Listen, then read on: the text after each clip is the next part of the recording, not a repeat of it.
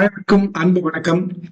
World ஜியோகிராஃபில இருக்கக்கூடிய மிக முக்கியமான 10 கேள்விகள் நம்ம பார்க்க போறோம். ஃபர்ஸ்ட் வேர்ல்ட் ஜியோகிராஃபினா என்னன்னா, உலகத்துல இருக்கக்கூடிய கான்டினென்ட், ஓஷன்ஸ், அதுக்கப்புறம் கண்ட்ரீஸ், அதுக்கப்புறம் உலகத்துல இருக்கக்கூடிய கிளைமேட் எப்படி உருவானது, ரிவர்ஸ் எப்படி உருவானது, எங்க போய் கலக்குது, கிளைமேட்டால என்னென்ன மாற்றங்கள்லாம் ஏற்படுது, குளோபல் வார்மிங்னா என்ன, எல்லாத்தையும் பத்தி படிக்கிறது தான் வேர்ல்ட் ஜியோகிராஃபி. ஆனா ரொம்ப ரொம்ப சிம்பிளானது தான். ஓகேங்களா?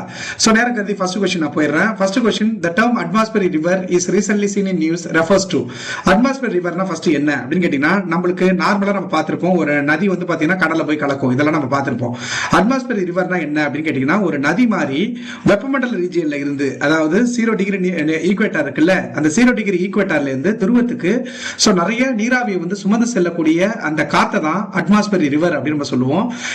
இந்த காத்து வந்து பாத்தீங்கன்னா நிலநடுக்கோட்டில் இருந்து, அதாவது வெப்பமண்டல ரீஜியன்ல இருந்து துருவத்தை நோக்கி நிறைய நீராவியை வந்து எடுத்து செல்றதுனால அது எங்க போய் மோதுதோ அந்த இடத்துல நிறைய மழை வந்து பாத்தீங்கன்னா உருவாக்கும். இது ரொம்ப லாங்கா இருக்கும். அதுக்கப்புறம் ஆனா குறுகியதா இருக்கும். ஓகே, லாங்கா ஆனா குறுகியதா இருக்கும். அதுல நிறைய வாட்டர் வேப்பர் வந்து எடுத்துட்டு போகும். அதனால நிறைய மழையை வந்து கொடுத்துரும். ரீசெண்டா கலிபோர்னியால வந்து இந்த அட்மாஸ்பியர் ரிவர் நிகழ்வு நடந்தனால அங்க நிறைய மழையை வந்து உருவாக்குச்சு. ஓகேங்களா? அதான் இங்க என்ன சொல்றாங்கன்னா, நேரோ பேண்ட் ஆஃப் மாய்ஸ்டர் இந்த அட்மாஸ்பியர், வளிமண்டலத்துல ஒரு நேரோ பேண்ட் ஆஃப் மாய்ஸ்டர் மாதிரி வந்து இருக்கும். ஓகேங்களா? எப்படி வந்து நதி ஓடுதோ அதே மாதிரி வானத்துல நதி போனா எப்படி இருக்கும், அந்த மாதிரி இருக்கும் இந்த நிகழ்வு. அடுத்து பாருங்க, மாலத்தீவு ஐலாண்ட் வந்து பாத்தீங்கன்னா எதை எப்படி வந்து உருவானுச்சு அப்படின்னு கேட்டீங்கன்னா, கோரல் ரீஃப் ஃபார்மேஷனால உருவானுச்சு. கோரல் ரீஃப்னா என்னன்னு கேட்டீங்கன்னா, பவளப்பாறை, அதனாலதான் வந்து உருவானது. கோரல் ரீஃப் அப்படின்னு கேட்டீங்கன்னா பவளப்பாறை, அதனாலதான் வந்து மாலத்தீவே உருவானுச்சுன்னு சொல்றாங்க. கோரல் ரீஃப்னா என்ன அப்படின்னு கேட்டீங்கன்னா, இப்போ வந்து பாத்தீங்கன்னா கடலுக்கு அடியில வந்து பாத்தீங்கன்னா மலைகள் வந்து இருக்குமா, அந்த மலைகளோட அந்த எஜ்ஜில வந்து பாத்தீங்கன்னா ஒரு உயிரினம், கடல்ல வந்து வாழக்கூடிய ஒரு சிறிய உயிரினம், அதுக்கு பேரு சூசன் தாளே அப்படின்னு சொல்லுவாங்க. அந்த உயிரினம் வந்து வாழ்ந்து பின்னால அது செத்து போயிடும். செத்ததுக்கு அப்புறம் இது படிவுகளா மாறும் இல்லையா, இது படிவுகளா மாறும். இது வந்து என்ன படிவுகளா மாறும் கேட்டீங்கன்னா, கால்சியம் கார்பனேட் அப்படிங்கிற படிவுகளா மாறும். இந்த கால்சியம் கார்பனேட் வந்து இப்படியே படிஞ்சு இந்த உயிரினங்கள் வாழ்ந்து செத்துக்கிட்டே இருக்கும். செத்து இது ஒரு குறிப்பிட்ட நாளுக்கு அப்புறம் இந்த கடலுக்கு கீழே இருக்கக்கூடிய நிலம், அந்த மலை இருக்குல்ல, அந்த மலை கீழே போக இது வந்து பாத்தீங்கன்னா மேல உருவாகும். மேல வந்து பாத்தீங்கன்னா உருவாகி வந்து பாத்தீங்கன்னா ஒரு மிகப்பெரிய ஒரு புதிய ஒரு நிலத்தோற்றத்தை வந்து உருவாக்கும். அந்த நிலத்தோற்றத்தை தான் அப்படிதான் இந்த மாலத்தீவே உருவானுச்சுன்னு சொல்றாங்க. மாலத்தீவை பொறுத்த வரைக்கும் உங்களுக்கே தெரியும். இந்தியாவுடைய ₹1 மதிப்பு, அதாவது அவங்களுடைய ₹1 காயினை வந்து நம்ம இங்க மாத்தணும் அப்படின்னா ₹5.50 கொடுப்பாங்க. நம்மளை விட காயின்ல வந்து அவங்க அதிக மதிப்பு கொண்டவங்களா தான் இருக்கிறாங்க. ஓகே, இங்க 20,000 சம்பளம் வாங்குறோம்னா மாலத்தீவுல போய் வேலை செஞ்சோம்னா 1,20,000 சம்பளம் வரும். ஓகேங்களா? அதை ஞாபகம் வச்சுங்க. கோரல் ரீஃப் ஃபார்மேஷனால தான் மாலத்தீவே உருவானுச்சு. ஓகேங்களா? அடுத்து பாருங்க, ரிங் ஆஃப் ஃபயர் அப்படின்னா என்ன அப்படின்னு கேட்டீங்கன்னா, அதாவது பசிபிக் ஓஷன்ல இருக்கக்கூடிய வல்கானிக் பெல்ட் இருக்குல்ல, அதான் ரிங் ஆஃப் ஃபயர் அப்படின்னு நம்ம சொல்லுவோம். பசிபிக் பெருங்கடலை பொறுத்த வரைக்கும் இந்த பசிபிக் பெருங்கடல் இருக்குல்ல, அது வந்து இந்த வெஸ்ட் சைடு ஈஸ்ட் சைடு இருக்கு அப்படின்னா, பொதுவா இந்த வெஸ்ட் சைடு இருக்குல்ல, இந்த சைடு வந்து எப்பவுமே வந்து ஹீட்டான வாட்டர் தான் இருக்கும். இந்த ஈஸ்ட் சைடுல வந்து கோல்டான வாட்டர் வந்து பாத்தீங்கன்னா இருக்கும். ஏன்னா இந்த இடத்துல தான் பசிபிக் வல்கானிக் பெல்ட் வந்து பாத்தீங்கன்னா இருக்கு. முழுக்க வந்து பாத்தீங்கன்னா எரிமலைகளால கொண்டது. உலகத்துல நடக்கக்கூடிய வல்கானிக் ஆக்டிவிட்டியில 3/2 பங்கு வந்து பாத்தீங்கன்னா பசிபிக் பெருங்கடல தான் நடக்குது. ஓகேங்களா? இந்த வல்கானிக் பெல்ட் இருக்கக்கூடிய ரீஜியன்ல தான் ஜப்பான், இந்தோனேஷியா இந்த இடம்லாம் இருக்கு. அதனால அது வந்து உலகத்துல நடக்கக்கூடிய அதிக மோசமான சம்பவங்கள் எல்லாமே அங்கதான் நடக்குது, ஜப்பான், இந்தோனேஷியா. ஓகேங்களா? ஏன்னா அங்கதான் எரிமலை வெடிக்குது, அந்த இடத்துல மாட்டிட்டு இருக்காங்க அவங்களா. ரிங் ஆஃப் ஃபயர்னா என்னன்னா, நெருப்பு வளையம்னா என்னன்னா, volcanic belt around the Pacific ocean. அடுத்து பாருங்க, El Nino phenomenon is associated with. First El Nino அப்படிங்கிறது என்னன்னு கேட்டீங்கன்னா, இந்த கிறிஸ்துமஸ் காலகட்டத்தில் தான் இந்த மாதிரி ஒரு சம்பவம் வந்து இருக்கிறத கண்டுபிடிச்சாங்க. அதுக்கு குழந்தை இயேசுன்னு பேர் வச்சாங்க. இது என்ன அப்படின்னு கேட்டீங்கன்னா, உலக அளவுல வந்து பாத்தீங்கன்னா வெதர் அண்ட் கிளைமேட்டை வந்து பாத்தீங்கன்னா அஃபெக்ட் பண்ணக்கூடிய ஒரு இயற்கை நிகழ்வு தான் எல் நினோ விளைவு. எல் நினோ விளைவுக்கு பத்தி பாக்குற முன்னாடி இதோட பேசிக் வந்து நான் சொல்லிடுறேன். இப்ப ஆல்ரெடி சொன்ன மாதிரி இதான் பசிபிக் ஓஷன் அப்படின்னு கேட்டீங்கன்னா, இப்பதான் சொல்லி முடிச்சேன். பசிபிக் ஓஷன் இது நார்த், இது வந்து சவுத், இது மேற்கு, இது வந்து ஈஸ்ட் அப்படின்னு கேட்டீங்கன்னா, ஒட்டுமொத்தமா இந்த மேற்கு சைட்லயும் தண்ணி இருக்கும், இங்கே ஃபுல்லாவே தண்ணி தானே. இந்த மேற்கு சைடு வந்து பாத்தீங்கன்னா எந்த இடத்துல ஹாட் வாட்டர் இருக்கும் அப்படின்னு கேட்டா நீங்க என்ன சொல்லுவீங்க? இங்கதான் ஹாட் வாட்டரா இருக்கும். அதாவது குளிர் நீரோட்டம், வெப்ப நீரோட்டம் இங்கதான் இருக்கும். இந்த இடத்துல என்ன இருக்கும் அப்படின்னு கேட்டீங்கன்னா கோல்டா இருக்கும் தண்ணி. வெப்பம் அதிகமா எங்க இருக்கும், அங்க காத்து வந்து பாத்தீங்கன்னா கம்மியா இருக்குமா. அப்போ இந்த இடத்துல வந்து பாத்தீங்கன்னா, ஏன்னா இங்க தானே வல்கானிக் பெல்ட் இருக்கு, அதனால லோ பிரஷர் இந்த இடத்துல இருக்கும். ஓகேங்களா? இந்த வெஸ்ட் பசிபிக் ஓஷன் ஒட்டி தான் இந்தியா வந்து பாத்தீங்கன்னா இருக்கும். அதாவது ஏசியா கான்டினென்ட் வந்து பாத்தீங்கன்னா இருக்கும். வெஸ்ட் பசிபிக் ஓஷன் இந்த சைடுல தான் இந்தியா இருக்கு. இந்த இடத்துல ஹீட் வல்கானிக் பெல்ட் இருக்கிறதுனால இந்த இடத்துல வந்து ஹீட் தண்ணி, அதாவது வெப்ப நீரோட்டம் இருக்கும். இப்போ வெப்பம் அதிகமா இருக்குன்னா அங்க காத்து கம்மியா இருக்கும், லோ பிரஷர் இருக்குமா. அதனால காத்து எப்பவுமே ஈஸ்ட்ல இருந்து வெஸ்ட்டுக்கு வீசுமா, வெஸ்ட்ல இருந்து ஈஸ்ட்டுக்கு வீசுமா. காத்து இங்க தானே கம்மியா இருக்கு, லோ பிரஷர். அதனால ஈஸ்ட்ல இருந்து வெஸ்ட்டுக்கு வந்து பாத்தீங்கன்னா காத்து வந்து வீசும். சோ காத்துல தண்ணி சிறிது ஈரப்பதம் கலந்தா அதான் மழை. ஓகேங்களா, அது போய் மோதிருச்சுன்னா மழையா மாறும், அவ்வளவுதான். அப்போ இதனால இந்தியாவுக்கு நல்லதா கெட்டதான்னு கேட்டீங்கன்னா, நார்மல் இயர்ல நான் சொல்றேன், இப்ப சொல்றது நார்மலா நடக்கிற நிகழ்வு. இப்ப ஈஸ்ட்ல இருந்து வெஸ்ட், கிழக்குல இருந்து மேற்கு நோக்கி காத்து வரனால, அதாவது மழை வரனால இதை ஒட்டி இருக்கக்கூடிய இந்தியாவுக்கு வந்து பாத்தீங்கன்னா ரொம்ப ரொம்ப நல்லது. ஓகேங்களா, சோ இதே வந்து ஈஸ்ட்ல இருந்து வெஸ்ட்டுக்கு அதிக அளவுல வந்து காத்து வந்துச்சுன்னா அதுதான் லா நினா அப்படின்னு சொல்லுவாங்க. லா நினா அப்படின்னு சொல்லுவாங்க. எல்னினோக்கு அப்படியே ஆப்போசிட் தான் லானினா. ஓகே, இப்ப லானினாங்கிறது கிழக்குல இருந்து மேற்கு நோக்கி நகரும் காத்து, அதுதான் லானினா விளைவுன்னு சொல்லுவாங்க. இது எல்னினோ விளைவுனா என்ன அப்படின்னு கேட்டீங்கன்னா, இது இந்தியாவுக்கு பேராபத்து. ஏன் அப்படின்னு கேட்டீங்கன்னா, சோ இந்தியாவுடைய மேற்கு பசிபிக் பெருங்கடல் ஒட்டி தானே இந்தியா இருக்கு. இப்ப அன்பார்ச்சுனேட்டா பூமியோட ரொட்டேஷன் அண்ட் ரெவல்யூஷனால என்ன ஆயிடுன்னு கேட்டீங்கன்னா, இந்த பசிபிக் பெருங்கடலோட வெஸ்ட் சைடுல ஹை பிரஷர் கிரியேட் ஆயிடும். சோ ஈஸ்ட் சைடுல வந்து லோ பிரஷர் கிரியேட் ஆயிடும். எப்பவுமே காத்து ஹை பிரஷர்ல இருந்து லோ பிரஷர், அதாவது உயர் அழுத்தத்துல இருந்து தாழ் அழுத்தத்துக்கு நோக்கி தானே வீசும். அப்ப இந்த சைடு போயிடும். இப்ப இந்தியா இங்க தானே இருக்குன்னு சொன்னேன், இந்தியா எங்க இருக்குன்னு சொன்னேன். காத்து இங்க இருந்து அந்த சைடு போறனால இந்தியா வந்து ஒரு வறண்ட ஒரு பூமியா மாறுறதுக்கு இந்த எல்னினோ விளைவு காரணமா இருக்கு. சோ எல்னினோ விளைவை பொறுத்த வரைக்கும் சிம்பிளா ஒரு வார்த்தையில சொல்றேன், எல்னினோ விளைவு ரொம்ப கெட்டது. ஏன்னா மேற்கு பசிபிக் பெருங்கடலை ஒட்டி தான் இந்தியா இருக்கு. மேற்குல இருந்து கிழக்குக்கு காத்து டோட்டலா போயிறனால, அதாவது மழை பெய்யறனால இந்தியா வந்து ஒரு வறண்ட இடமா மாறுது. அப்ப இங்க சிம்பிள் தான் question. El Nino phenomenon is associated with warming of Pacific Ocean. Pacific Ocean வந்து ஹீட் ஆவறனால தான் இந்த எல்னினோ விளைவு வந்து ஏற்படுது அப்படிங்கிறோம்.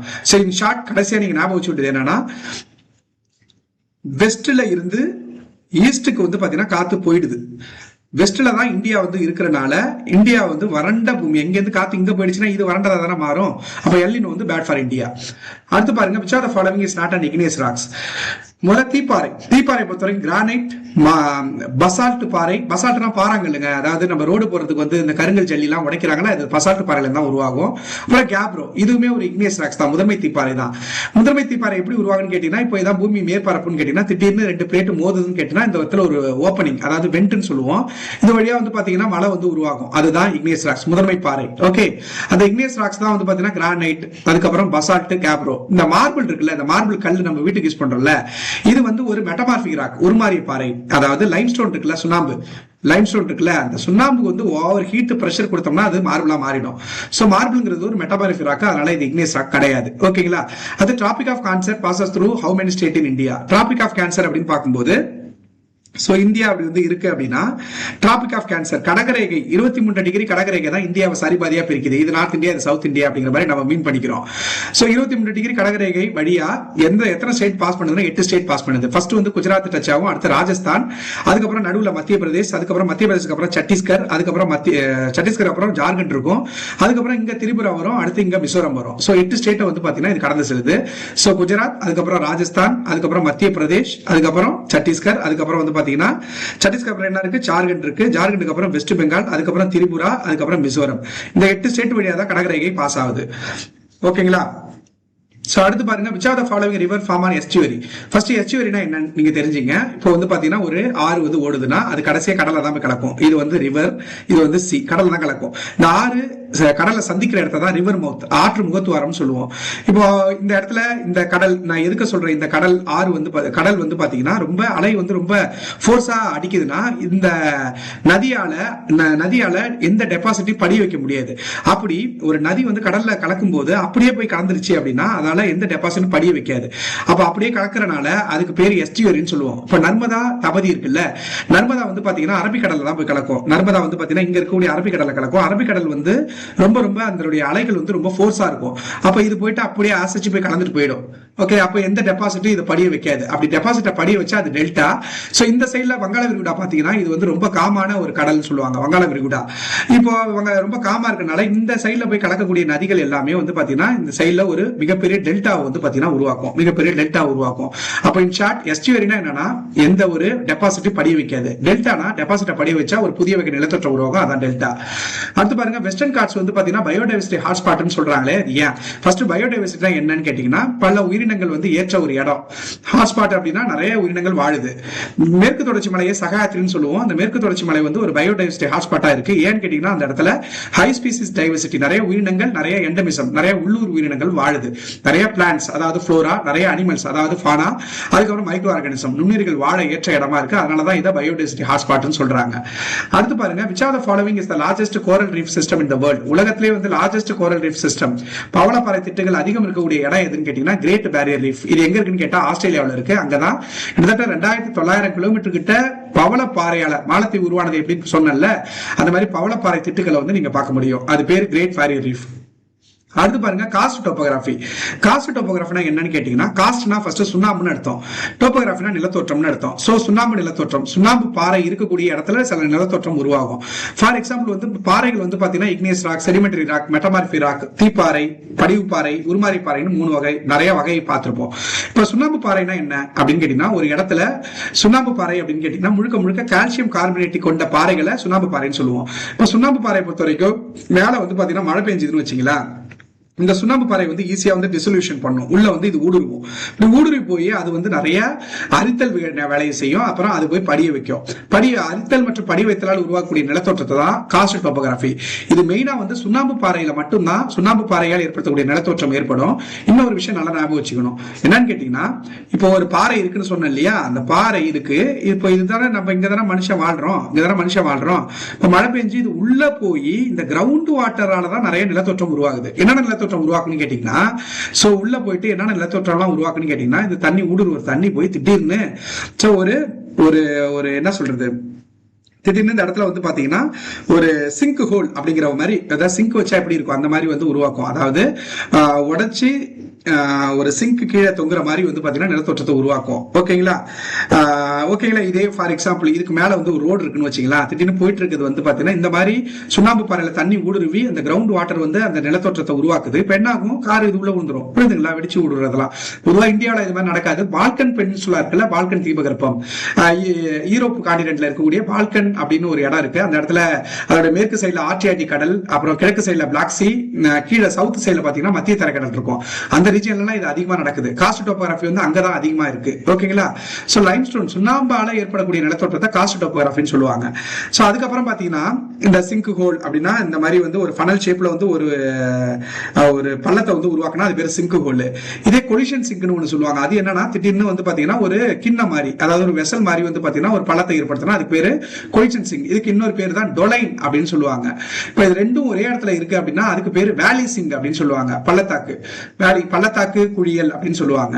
இப்போ இந்த மாதிரி ஒரு இடத்துல முழுக்க முழுக்க இந்த மாதிரி ஃபனல் ஷேப்லயும் ஒரு பள்ளம் இருக்கு, கிண்ண ஷேப்லயும் ஒரு பள்ளம் இருக்கு அப்படின்னா அது பேர் என்னன்னு சொல்றோம், வேலி சிங் அப்படின்னு சொல்றோம். அந்த வேலி சிங் தான் பின்னால இது என்ன ஆகுனா ஒரு இடத்துல குறிப்பிட்ட இடத்துல திடீர்னு பள்ளத்தாக்கு வேலி உருவாகுது தெரியுமா, வேலி முழுக்க முழுக்க ஒரு குழி உருவாகும் தெரியுமா, அது இப்படிதான் உருவாகும். அப்ப சுண்ணாம்பு பாறை எங்கெல்லாம் இருக்கும் அங்கதான் பள்ளத்தாக்குகளும் அதிகமா இருக்கும். ஓகேங்களா.